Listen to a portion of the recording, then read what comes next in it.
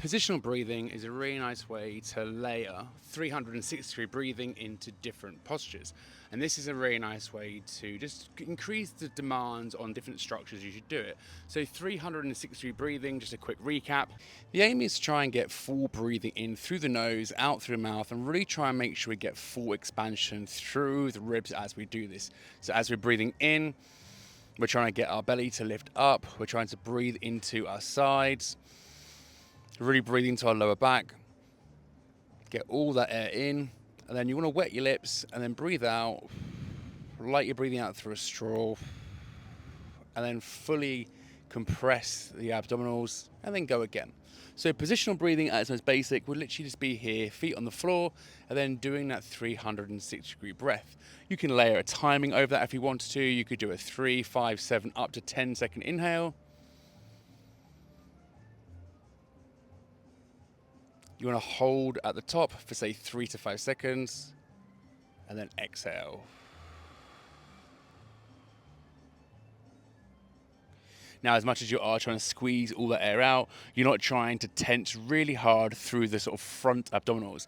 This wants to be a full compression using all the muscles. You're not trying to grip and then really kind of like drive air out, but you are just trying to squeeze the air out using the entire rib cage, the entire abdominal as a whole. So for positional breathing, the most basic one is to do it with the feet flat on the floor. The next would be to place the legs up onto a box with the knees roughly at about 90 degrees. So from here, now that's just going to tip my tailbone back a little bit. I can just actually actively press down into the box a little bit. Then I can do the breathing from there.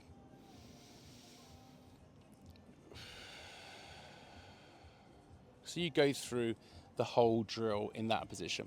Now, I actually could, if I had a wall here, I could actually put my feet up against the wall and then just press into the wall a little bit. So thinking my feet are on the box and I was pushing down towards the ground.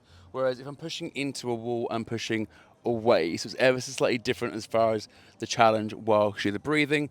And then the next would be to do it with the legs in the air. And then from there, because the leg weight is pulling my pelvis forward into an anterior tilt, it's actually quite hard to maintain that position and breathe. Having the knees a little bit more tucked in towards you actually rocks you back into a posterior tilt. So you actually do want to have these thigh bones kind of perpendicular to the floor as we go through the breathing. So they're the ones lying on your back. Now recognize from here, my back is against the ground, obviously. So straight away, my back is in a compressed position because I can't actually breathe into it. So I can change that by turning around and then doing those breathing drills from here. So now I can actually get full expansion through the rib cage. I can actually really get air into my back. And also because I can get my shoulder blades to spread a little bit, I can really get some air into the shoulder blades as well. So this quadruped position is a really good one to do it in. And then just to make that a lot harder, not a little bit harder, you actually could then just drift your knees off the floor, then do positional breathing with the knees off the floor. So the sequence is lying on your back, feet on the ground.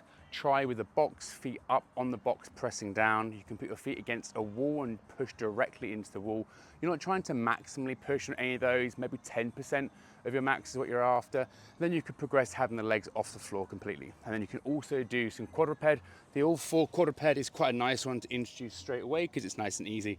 And this one you can introduce a bit later. So you can just do this over the next few weeks, going from the most basic. If that feels okay, try the next progression and the next progression.